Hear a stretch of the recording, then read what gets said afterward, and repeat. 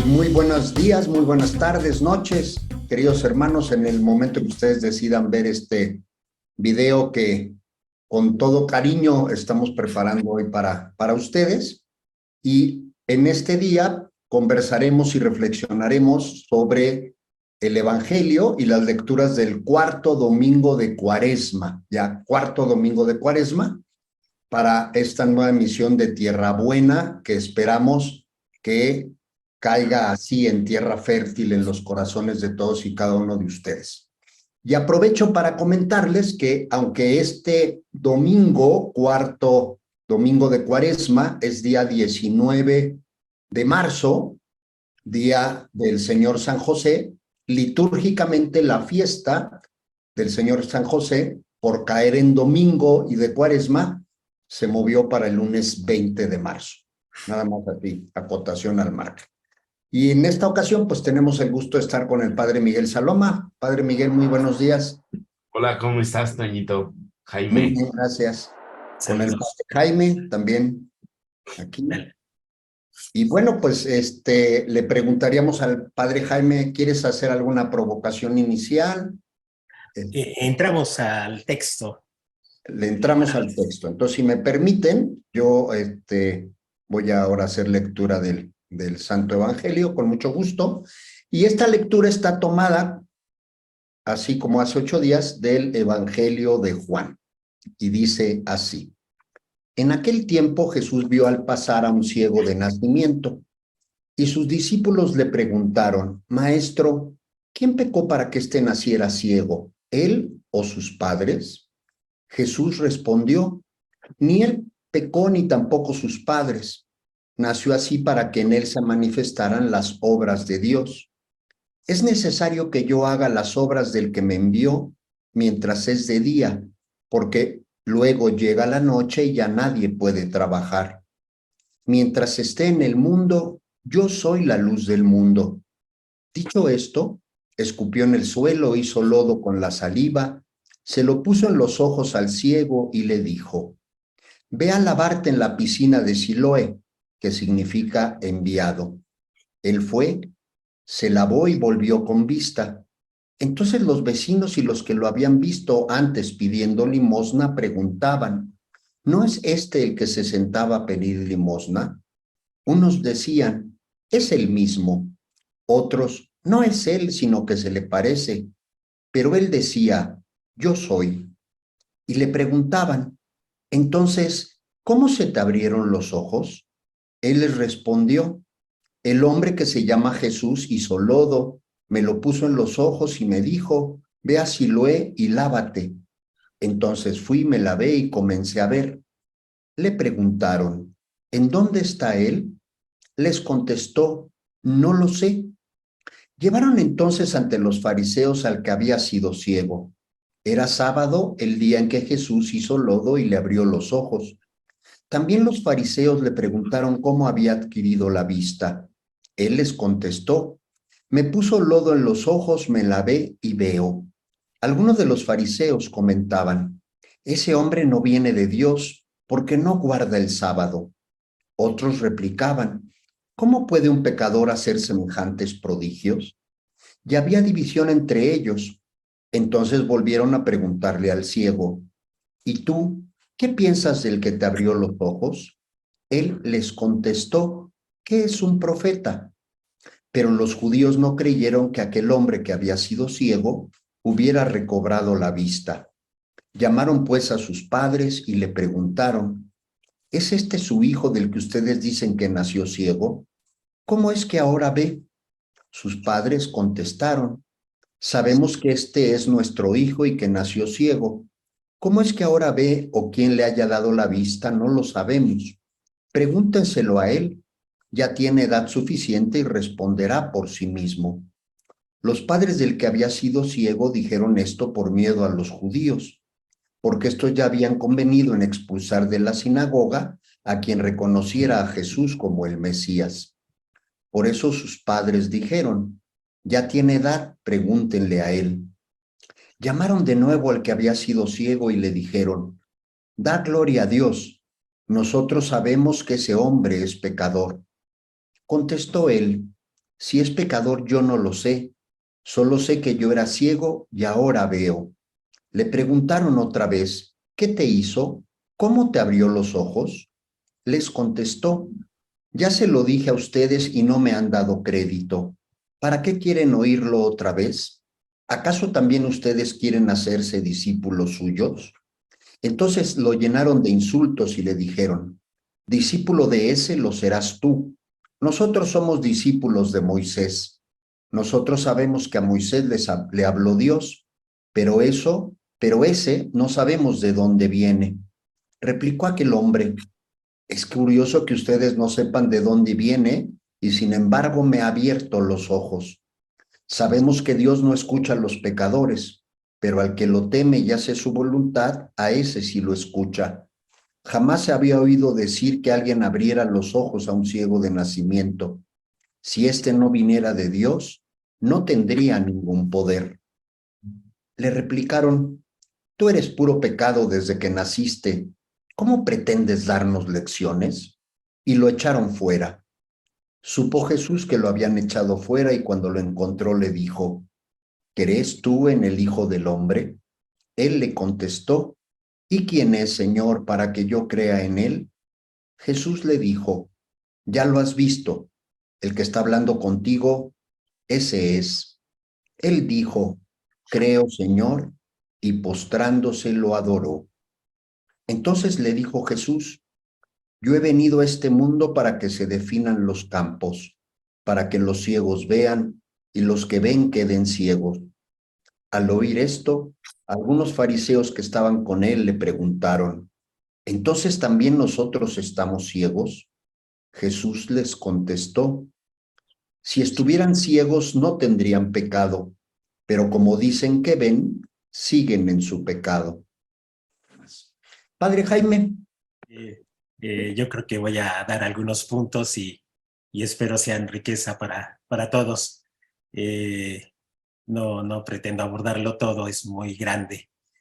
Este capítulo, el capítulo 9, que es prácticamente el milagro del ciego curado, le antecede algunos versículos del capítulo 8 que son una controversia. Hay una controversia con Jesús de parte de las autoridades. Jesús va revelando su identidad, viene del Padre y va al Padre, y eso produce una gran libertad en aquellos que lo siguen. Pero hay controversia precisamente porque los judíos se niegan a creer, y entonces es allí donde Jesús dice que morirán en su pecado. Esta es la controversia que antecede a este texto del capítulo 9 del ciego de nacimiento. Entonces, a partir de esa controversia, yo creo que eso es lo central de este evangelio, de este milagro, esta controversia. No creen en Jesús, se resisten a creer en Jesús. Y entonces lo que va a aparecer en este texto es también este proceso de fe. Hay como dos procesos que se encuentran en este texto, dos procesos que van a chocar. Uno, que es el proceso que se abre a la fe, la progresiva iluminación del ciego que avanza cada vez más en su visión sobrenatural. Alcanza a ver a Jesús. ¿Quién es Jesús? Entonces, casi como los datos de la samaritana del domingo pasado, este ciego de nacimiento va a ir expresando su testimonio de Jesús paulatinamente. Primero dirá un hombre en el versículo 11, un profeta en el versículo 17, procede de Dios en el versículo 33 y finalmente en el 38 dice el Señor. Este es un proceso dentro de este evangelio de manera general. Es un proceso que se abre, que está ahí presente, porque en el centro está Jesús, su revelación. Yo sé de dónde vengo y a dónde voy, les dice a los judíos. Ustedes no saben ni de dónde vengo ni a dónde voy. Yo sí sé de dónde vengo y a dónde voy. Voy al Padre, vengo del Padre. Y cuando la persona entra en esa claridad de identidad, pues vive una libertad extraordinaria. Ya después Jesús dirá en los versículos anteriores que había mencionado que la verdad les hará libre, esa verdad les hará libre. y toda la controversia. Bien, ese es entonces el proceso. El que se abre a la iluminación, el que se abre a la luz de Jesús. Jesús es la luz del mundo. De hecho, lo dice sí, también en el capítulo 8, en el versículo, déjenlo lo preciso, en el versículo 12 del capítulo 8, dice precisamente esto: yo soy la luz del mundo, quien me siga no caminará en tinieblas, antes tendrá la luz de la vida. Y con eso se abre toda la controversia. Y se encuentra otro proceso también en este capítulo 9 del ciego de nacimiento, otro proceso, el proceso contrario, la progresiva ceguera de las autoridades, la progresiva ceguera del hombre que se niega a creer en Jesús. También la ceguera es progresiva. Así como la iluminación se abre poco a poco, vamos dándonos cuenta, también la ceguera es progresiva.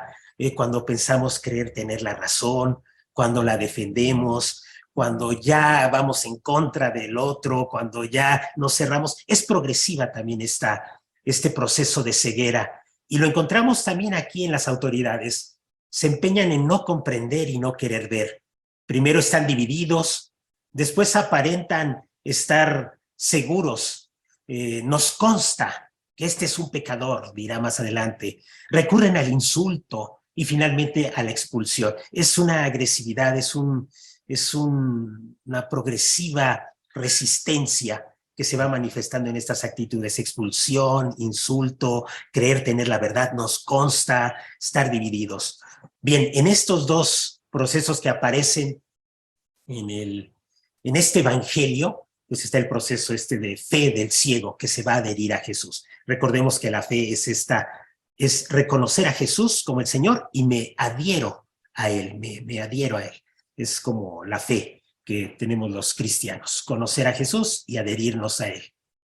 Bien, entonces voy a abordar vamos al Antiguo Testamento y hacer algunas referencias de este texto bello que ojalá puedan servirles. Estas referencias que hacemos al Antiguo Testamento es para ampliar un poco más la perspectiva del texto, que ya en sí tiene toda una carga teológica, tiene toda una carga extraordinaria de mensaje cristiano, espiritual.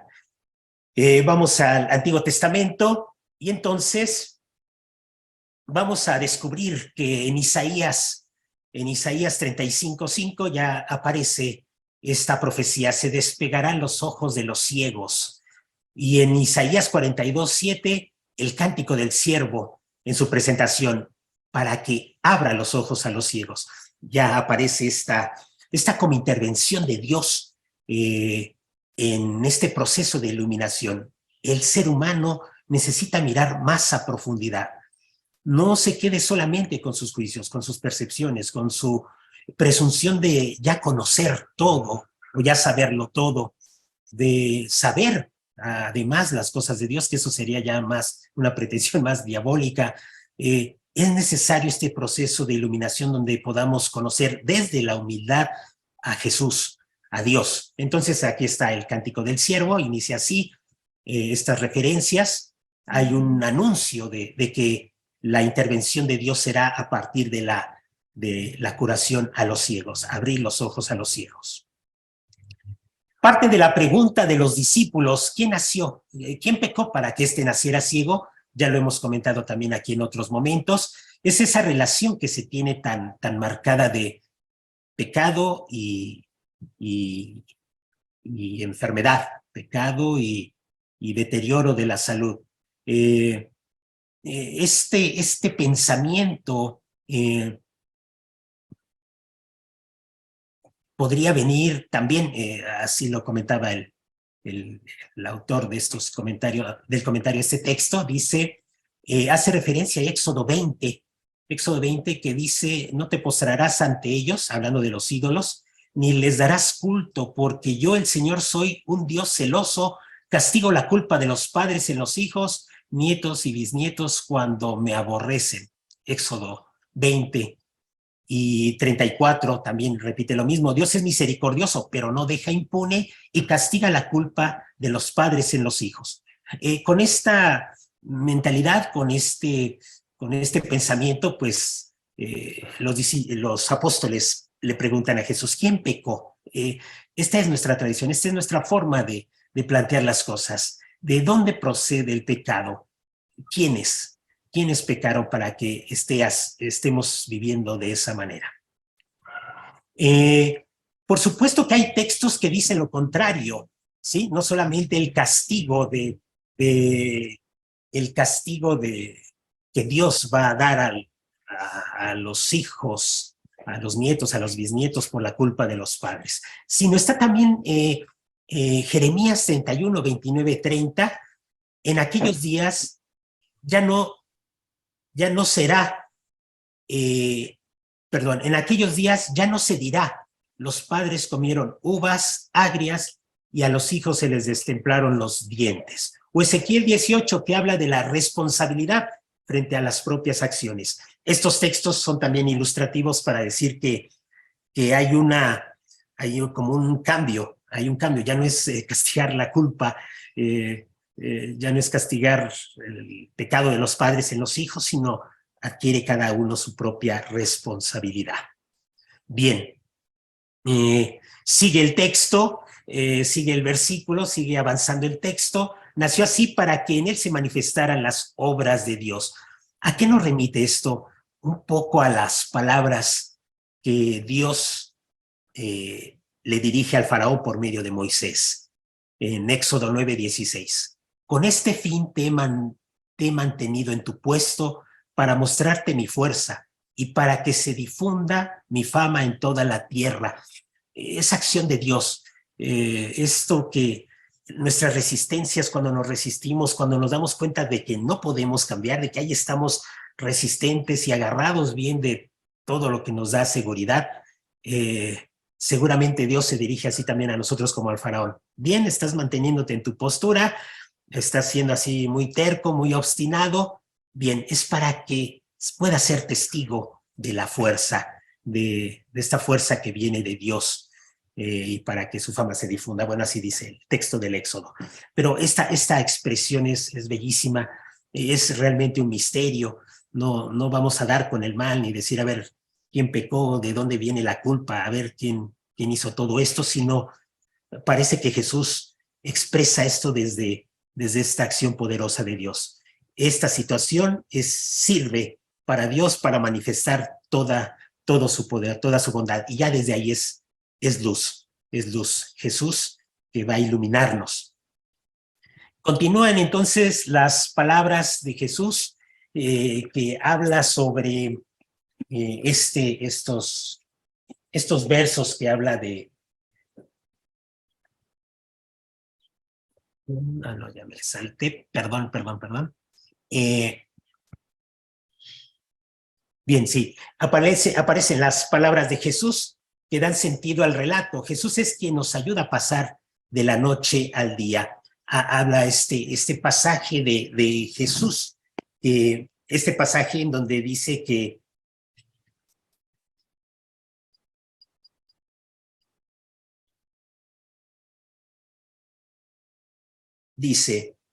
ni él pecó, ni tampoco sus padres, nació así para que se manifestara la acción de Dios. Mientras es de día, tenéis que trabajar en las obras del que me envió. Llegará la noche cuando nadie puede trabajar. Mientras estoy en el mundo, yo soy la luz del mundo. Esas son las palabras que hace referencia a esta acción de Jesús. Ayudar al hombre a pasar de la propia oscuridad, de la propia obstinación, de la propia cerrazón a una claridad. Y la claridad es precisamente reconocerle a él. Esto es testimonio de las propias comunidades. Primera Tesalonicenses, del 5 al 10, nos ayuda a descubrir esto. Ustedes, hermanos, no viven ya en las tinieblas, son ciudadanos de la luz y del día, no de la noche ni de las tinieblas. Toda esta experiencia de decir, hemos dejado la noche y vamos avanzando en la luz, es obra de Jesús, que actúa en su comunidad. Bien, y entonces aparece ya el proceso del milagro. También muy simbólico aparece la materialidad del proceso.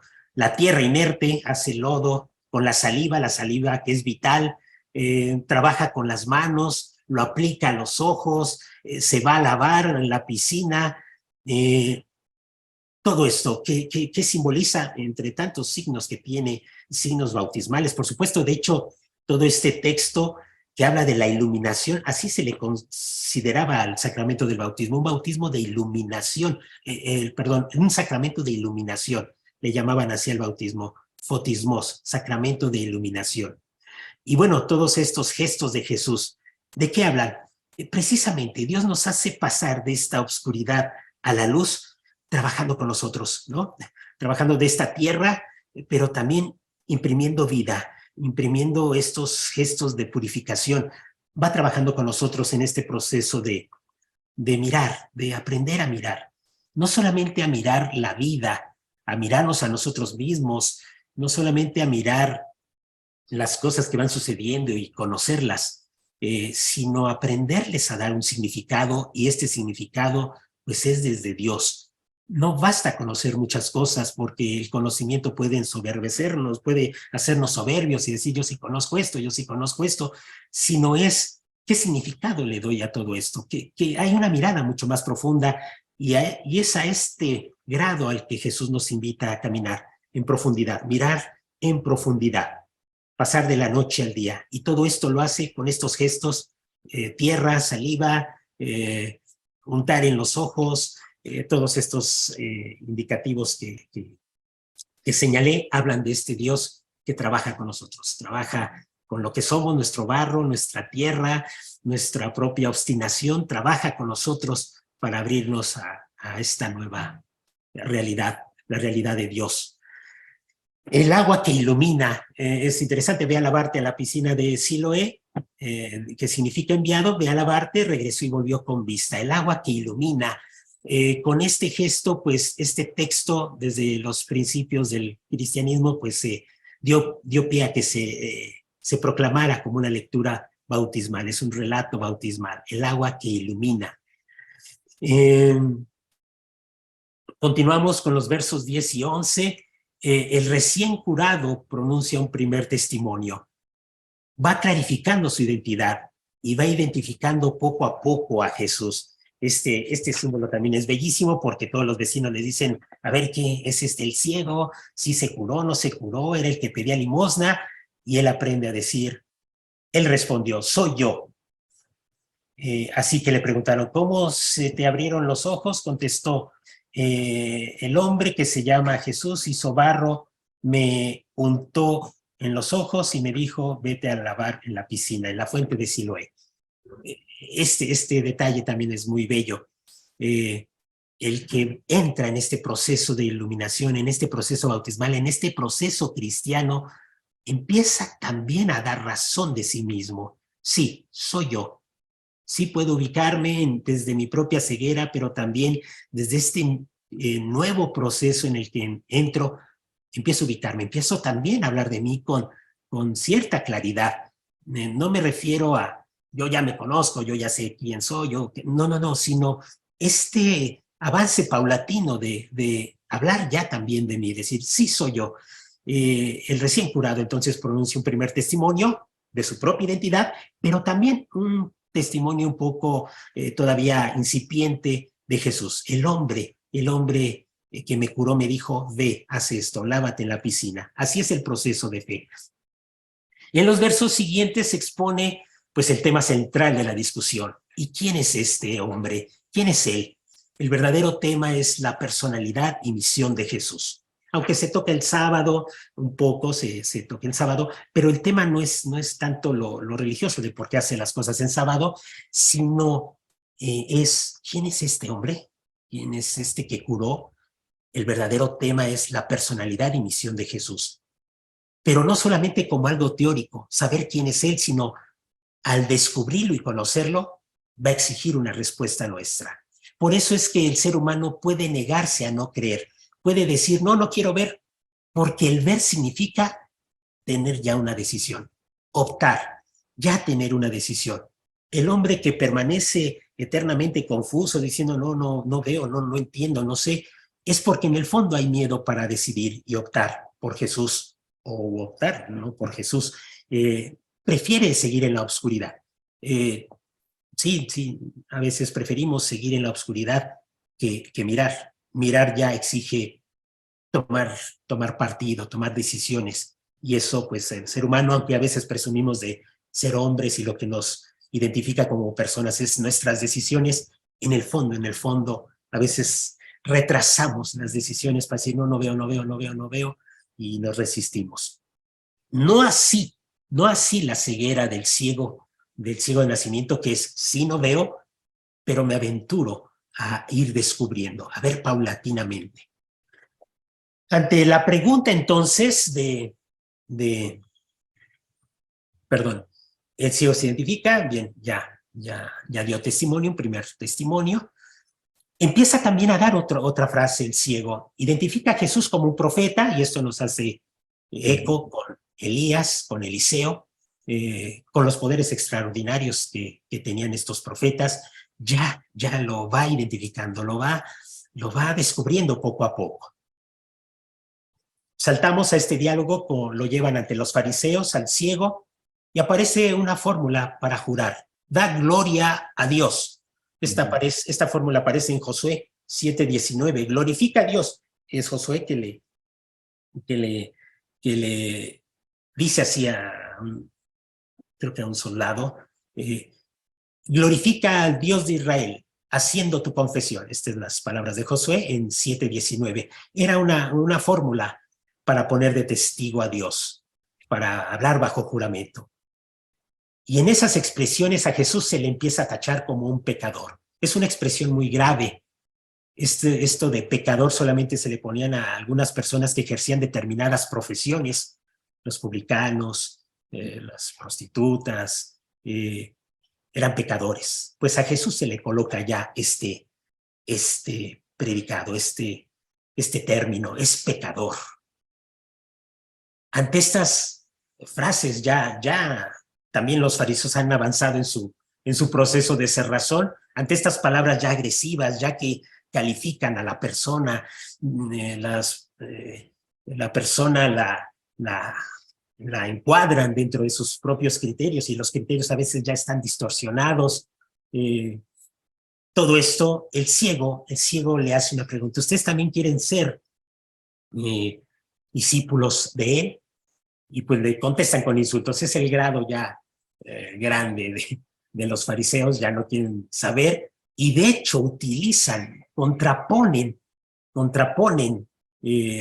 la figura de Moisés a Jesús. Dice, discípulo de ese lo serás tú. Nosotros somos discípulos de Moisés, nosotros seguimos a Moisés.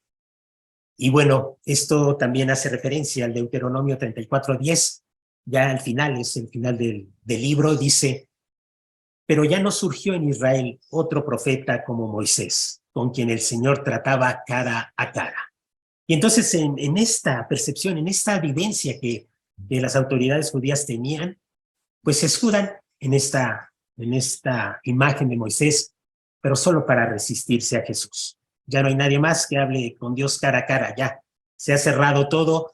Ellos también se cierran, utilizan toda esta tradición, toda esta imagen para decir: no aceptamos a nadie más. Y entonces descalifican al ciego, pecador lo serás tú.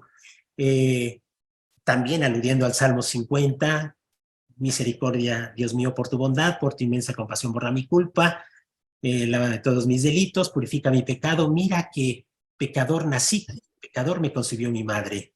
Tengo siempre presente mi pecado. Entonces le lanzan todo este calificativo: pecador lo eres tú.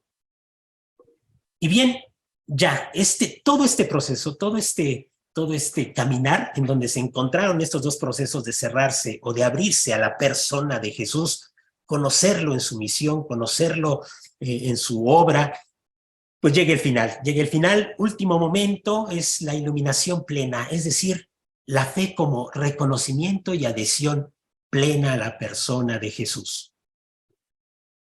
Dice: ¿lo has visto? Es el que está hablando contigo. Esto también nos hace eco cuando los primeros testimonios de los apóstoles es: lo que hemos visto, lo que hemos oído, eso les anunciamos. Y viene la confesión del ciego: Señor, sí creo. Se cierra este proceso.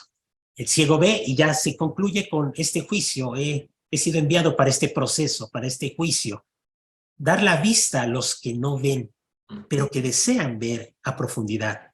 Y a los que dicen ver y se resisten a ver mucho más en profundidad, permanecerán en su oscuridad o morirán en su pecado, como en las primeras palabras que Jesús decía en la controversia en la que hacía referencia al inicio de estos puntos que estoy compartiendo. Entonces, así concluye el texto. Solamente resumiendo, son dos procesos que aparecen en el Evangelio, es aceptar o no aceptar a Jesús. Aceptas a Jesús, vas caminando a la luz, vas descubriendo tu vida, tu persona en torno a Jesús, o te cierras, dices ver pero no ves y te va cerrando y entonces será la muerte. No vemos a Jesús, no lo aceptamos, quedamos en la oscuridad. Un poco a grandes rasgos sería esto. Y bueno, es algunos elementos del Antiguo Testamento que se me hacen importantes resaltar. Por allí sería todo. Muchas gracias, Padre Jaime. Padre Miguel, quisieras. Pues gracias, Jaime, porque das muy buenas pistas en este itinerario de conversión que muchos hemos pasado, ¿no? Muchos hemos tenido este encuentro con Jesús, como lo describen varios pasajes del Evangelio, un tal Jesús que se nos apareció en el camino. Y este proceso de llegar a decir, confesar que Jesús es el Señor de nuestras vidas. Para la palabra Señor, pues es muy utilizada por nuestro lenguaje, el Señor de las tortillas, el Señor del supermercado, el vecino, es el Señor qué sé yo. Pero en el Antiguo Testamento la palabra Señor estaba especialmente reservada a Dios. Entonces, llegar a la conclusión de que Jesús es el Señor es un término que reconoce por un lado la divinidad de Cristo, pero por otro lado el señorío, el ceder, el control de nuestra voluntad a un poder superior, como dicen los alcohólicos anónimos, y para nosotros es ceder nuestra voluntad al que sabe más de la vida, ¿no? Y este es un proceso que yo voy viviendo en mi vida diaria. Yo he pasado, como lo decías, un tal Jesús, yo luego lo consideré un profeta, un maestro, y pues estoy en el paso del maestro al señorío de Jesús. Me voy a tardar toda la vida porque no es fácil darnos cuenta, o no es fácil para mí darme cuenta que yo cuando tomo decisiones a la luz de mi voluntad, me equivoco. Y cuando tomo decisiones a la luz de la palabra de Dios, acerto en mi vida. Y esto es muy difícil porque al menos yo quiero siempre hacer mis caprichos, mi voluntad de ver las cosas que yo, como las veo yo, y quiero imponerle a todos los demás este, el voluntarismo que yo tengo, ¿no? Entonces, tan solo referirme a mi historia personal, porque ya diste una explicación muy bella, muy vasta del capítulo, simplemente referirme a mi ceguera, ¿no?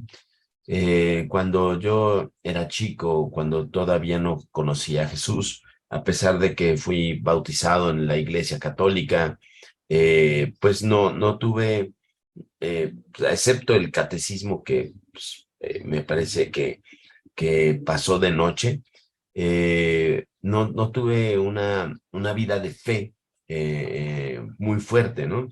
Entonces yo entiendo este limosnear, ¿no? Limosnear del ciego de nacimiento que se encontraba en el camino, pero no caminaba. Yo así me identifico. Cuando yo era chico, me encontraba en el camino. No era malo, no era narcotraficante, no era terrible, no hacía bullying, pero estaba ciego, no caminaba. Y este asunto me recuerda que las primeras comunidades se llamaron las comunidades del camino, precisamente porque cuando uno entra al camino, tiene uno que hacer el esfuerzo por llegar al señorío de Jesús. Este ciego estaba pidiendo limosna y yo en la primera misa que celebré después de la ordenación, que tomé este texto para reflexionar, le decía a la gente que yo me sentía a la luz de Jesús. Yo veo mi vida pasada como un limosnero que se conformaba con migajas de cariño, migajas de educación, migajas de plenitud. Yo no tenía ni idea de que había una vida en plenitud como la tengo enfrente hoy. No digo que sea santo, pero ya veo, ya sospecho la vida de plenitud en Cristo. Y entonces yo me conformaba con las migajas y exigía, porque los limosneros somos exigentes del cariño de los demás. Somos extorsionadores. Yo me ubico como limosnero a veces porque extorsiono a los demás, los obligo a que me den cariño material, cosas materiales, me den atención. Pues yo estoy como mendigo cuando todavía no conozco a Jesús. Y esto me parece que es fenomenal, que Jesús se detiene en el camino y sin que el ciego le diga nada, nada. No le dijo, quítame la ceguera, ten compasión de mí porque eres el Hijo de Dios. No le dijo nada. El ciego como que es receptor de la gloria de Dios, del poder de Dios. Y yo les digo honestamente, yo no pedí ver. Yo pensaba que la vida era ceguera. La ceguera no me permitía ver a los demás. La ceguera no me permitía ver el camino. La ceguera me mantenía en el grado de limosnero. La ceguera no me permitía ver la profundidad de las cosas. Yo pensaba que todo era plan, que todo era sin importancia. Me imagino cuando una persona que no conoce a Jesús está viendo las noticias que se murieron 200,000 personas. ¿Qué importa, no? Somos millones en el mundo. ¿Qué importan 200,000 personas? ¿Qué importa todos los que murieron de la pandemia? Pues que no me importa porque no me afectó. Y cuando nos afecta, nos ponemos como locos, ¿no? Como locos. Perdemos la perspectiva de la profundidad de las cosas, ¿no? Esta es mi ceguera, no me permitía entender el blanco y el negro. No me permitía ver las cosas buenas y diferenciarlas de las cosas malas. Mi ceguera que Jesús va transformando y que le pido que transforme más, que Él me lleve a la iluminación, como decías, no me permitía tomar conciencia de mi yo. Yo no hablaba de mí, hablaba de los demás, criticaba a los demás, como si yo no existiera.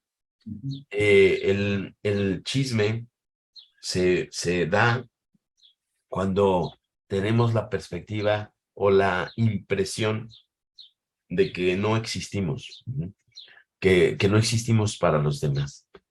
Y cuando nosotros vamos tomando conciencia de nuestro yo, comenzamos a hablar de nosotros, ¿no? De nosotros, de lo que nos pasa, de lo que sentimos, de lo que experimentamos. Vamos dando testimonio de la fe, pero también hablando de lo que nos gusta, de los límites de nosotros. Esto es como una entrada a la comunidad cristiana. La comunidad cristiana que nos hace hablar de nosotros mismos en vez de los demás. Ese es como un proceso no solo de iluminación teológica, sino de una iluminación de una toma de conciencia personal. Y eso me sucedió. Ciertamente esto es un pasaje bautismal. Eso es un proceso de fe que comienza con el bautismo, con la intervención del Dios misericordioso, aún antes de que nosotros lo pidiéramos. Pero este proceso bautismal tenemos que recorrer los pasos del itinerario de fe hasta llegar al señoría de Jesús. En pocas palabras, todos estamos allí, todos los cristianos, los que tenemos una experiencia de fe, estamos allí. Depende del paso, al principio, un tal de Jesús, ¿no? Yo veo a los catecúmenos de la primera comunión y a sus papás, aprendiendo de la persona de Jesús como un cualquiera, ¿no? Y luego comienzan a descubrir que las palabras de Jesús son profecía, como dice la samaritana, veo que eres un profeta. El ciego de nacimiento dice, cuando le preguntan otra vez, ¿quién te curó? Es un profeta, Jesús es un profeta. Y luego le dice a los que lo interrogan, ¿acaso quieren ustedes ser discípulos de él? Si discípulo de él lo serás tú, le dicen. Es decir, se establece el ciego de nacimiento como un discípulo de un maestro. Y este discipulado en el que estamos muchos, de tal manera que lleguemos a declararlo como nuestro Señor. El señorío de Jesús en mi vida se va a hacer cuando Él venza, y que lo va a hacer. Yo estoy totalmente seguro que el Señor tiene la fuerza de vencerme a mí, contra de mí, vencer mi interioridad, vencer mi ceguera, vencer mi necedad, mi pecado. Yo le pido que venza, que no me deje vencer.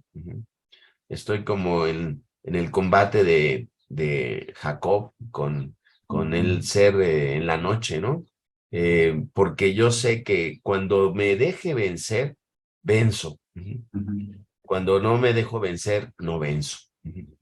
Es decir, cuando yo prevalezco delante de Dios, Dios no me bendice, no recibo la bendición de Dios. Pero cuando Dios me vence, me hiere, recibo la bendición de Dios. Este es un aspecto que yo pienso que todos debemos de pedir. Vence en mi vida, vence mi ceguera. Te pido, te imploro que venzas en mi vida. Y esto me parece que es mi experiencia de este pasaje. Muchas gracias, Padre Miguel. Pues muy bien, yo diría muy profunda la reflexión de ambos, que creo que ya nos iluminan para que podamos pues hacer nuestro este pasaje. Yo quisiera referirme a a la primera y a la segunda lectura brevemente, porque en la primera lectura vemos, tomada del libro de Samuel, cómo Dios le da instrucciones a Samuel para que vaya a Belén y encuentre y unja al que va a ser el rey de Israel, ¿no?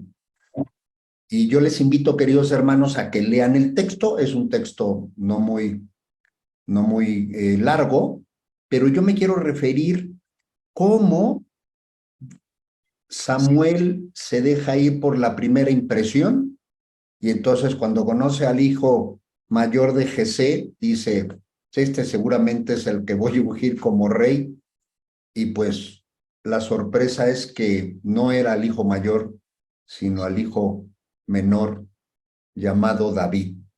Y la frase que Dios le dice a Samuel es, el hombre se fija en las apariencias, pero el Señor se fija en los corazones.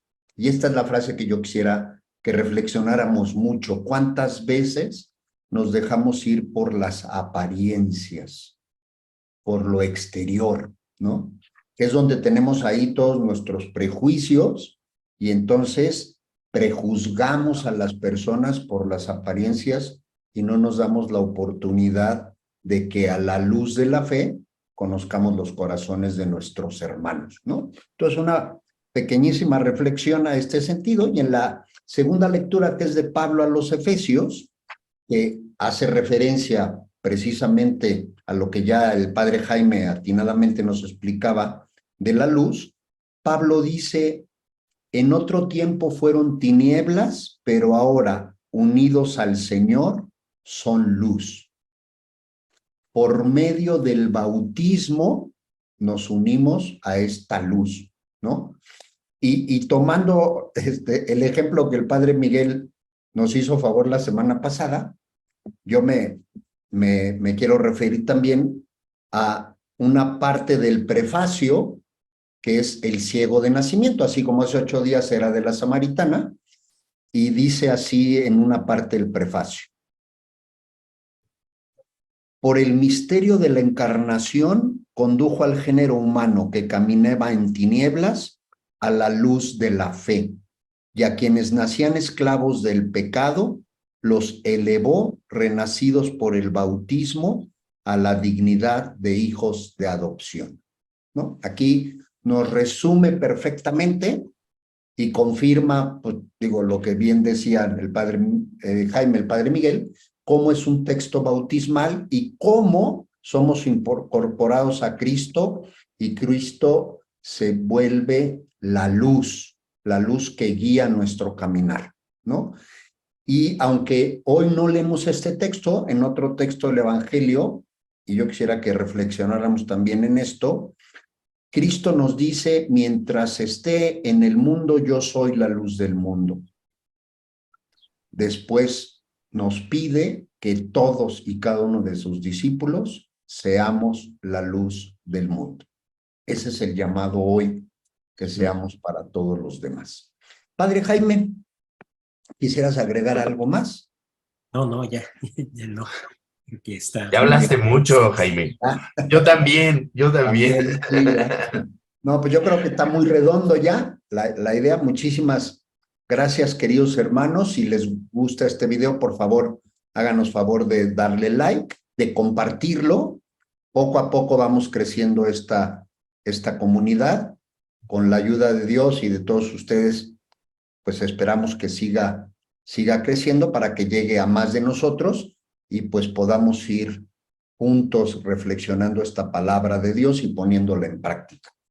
Les deseamos que tengan muy buen domingo, 4º domingo de Cuaresma, y pues si Dios quiere nos veremos aquí la próxima semana. Hasta pronto, bendiciones. Chao, bendiciones.